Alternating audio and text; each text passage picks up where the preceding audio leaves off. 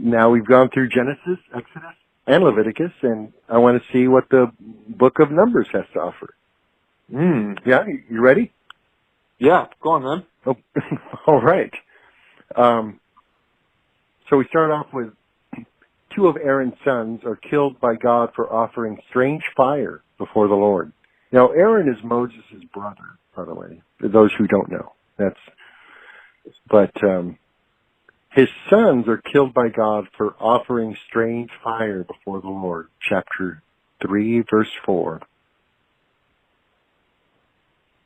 Now, it doesn't explain what strange fire is, but I assume that it's probably not something related to the burning bush. Or maybe it could be. Yeah. I think Lindsay Lohan is going to portray a biblical character in her next movie. She is, in fact, going to star as the burning bush. Wow. Yeah, it's pretty cool. Hope she shows it. Well, I think you'd have to. Yeah, absolutely. If that's the name of your character, then right, it would be a real disappointment. It would be real bummed if we don't see that burning bush, man. Fuck, I want to see that burning bush. Yeah, it talks too. Yeah, yeah. Most burning bushes don't talk, but hers definitely does. Yeah. Right. Yeah. It's cool. It's special. Yeah. So it's Martin. So, yeah. Go ahead. Oh, well, I'm just so excited to go on.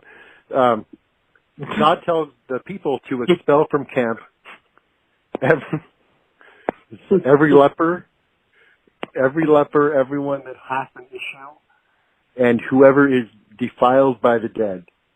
So by God's instructions, the sick and abandoned and left to suffer and die alone. Let me read this. So God tells people to expel from camp every leper, everyone that has an issue, and whoever is defiled by the dead. So the sick are abandoned and left to suffer and die alone. Yeah. Yeah, that's chapter 5, verses 1 through 4. Well, that's why they shouldn't go to the altar. Those fucking sick, man. Fuck their sicknesses, man. If you're sick, you should die alone. Get it? Like, you should, not only that, but you should, like, kick them out. Like, yeah. And just get rid of them. Like, get out of here, leper, or the person with an issue. Yeah. Get out of here. That would make the world a much, like, better place, I think. That if you didn't have to deal with sick people, like, just make them go away. I agree.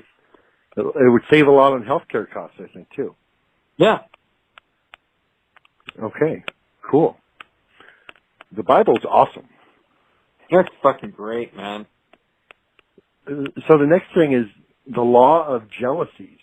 This should be pretty good. If a man suspects his wife of being unfaithful, he reports it to the priest. The priest then makes her drink some bitter water. If she is guilty, the water makes her thigh rot and her belly swell. If she's innocent, there's no harm done. The woman is free and will conceive seed.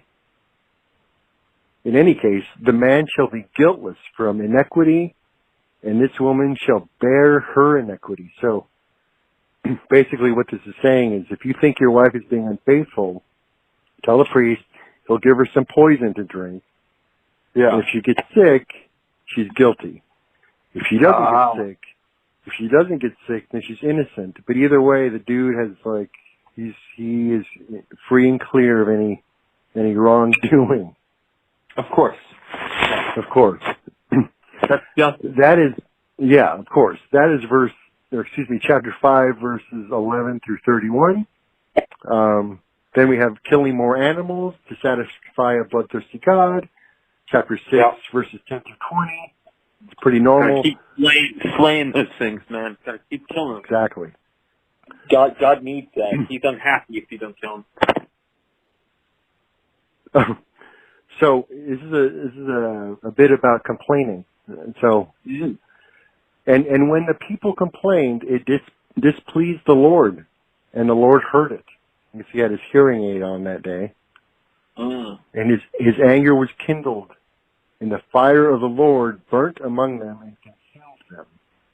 So God burned the complainers alive to teach them a lesson. Yeah. Chapter 11, verse 1 and 2.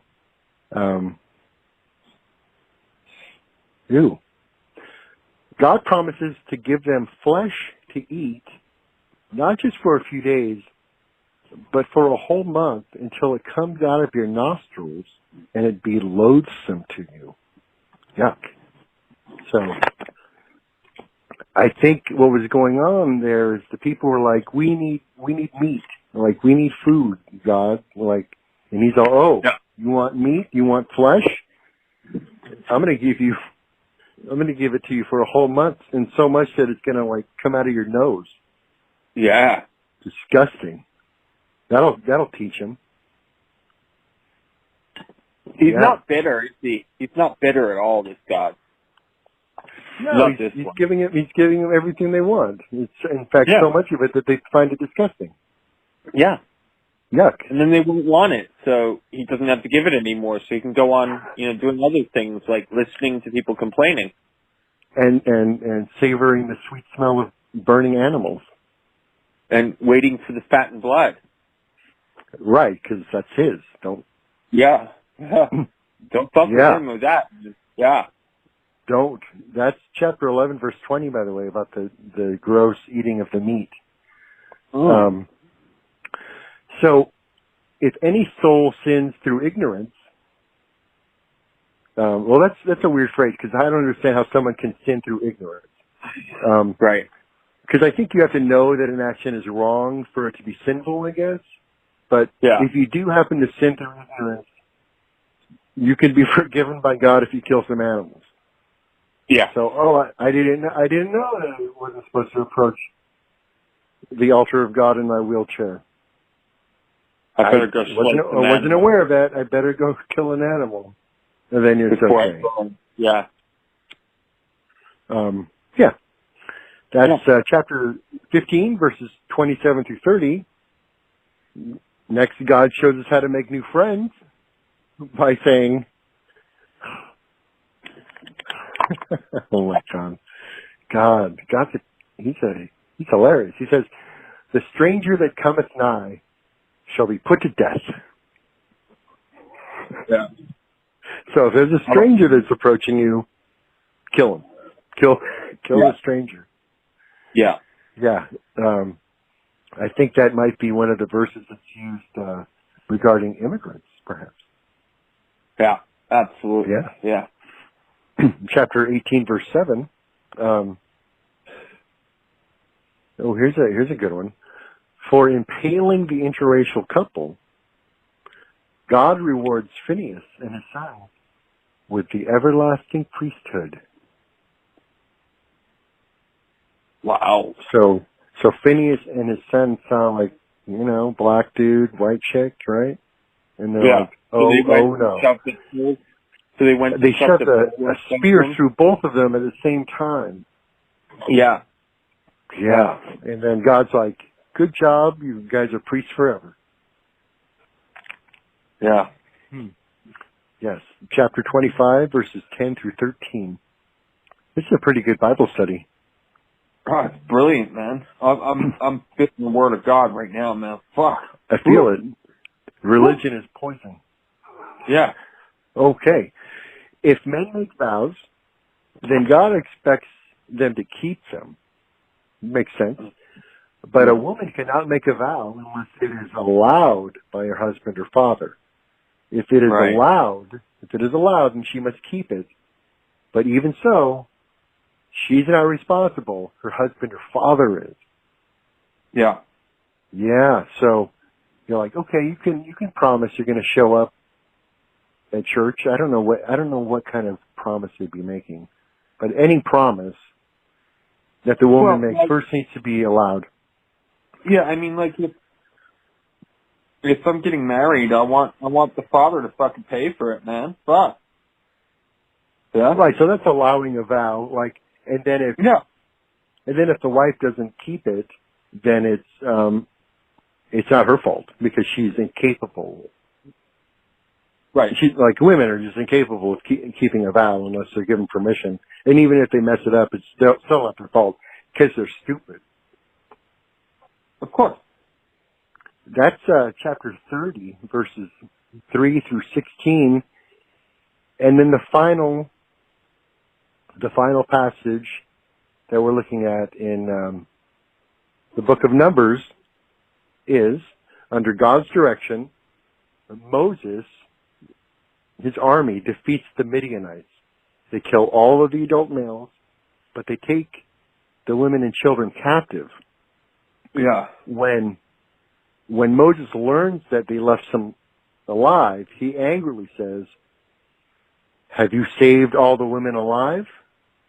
Kill every male among the little ones, meaning the kids, and kill every woman that hath known man by lying with him. But all the women children that have not known a man by lying with him, keep alive for yourselves." So they went back and did as Moses and presumably God instructed, killing everyone except for the virgins. And in this way, they got 32,000 virgins. Wow. And even God got some of the booty, literally, including the virgins. They even gave some of the virgins to God. Nice. Did they burn them and save their fats and bloods for him? No, they kept them alive and raped them. Oh, lovely. Yeah. On God's instructions. That's how it worked. That's a lot. 32,000 virgins. That's a lot. Yeah, that's a lot of hymens. Yeah. So that was chapter 31, verses 1 through 54. It's quite a long passage. There's a big war, and they're killing everybody, and they're killing the women that have had sex, and they're keeping the kids, and then they're killing the male kids, and they're keeping the young women, and they're little girls, and all for themselves and God. So that's how that ends.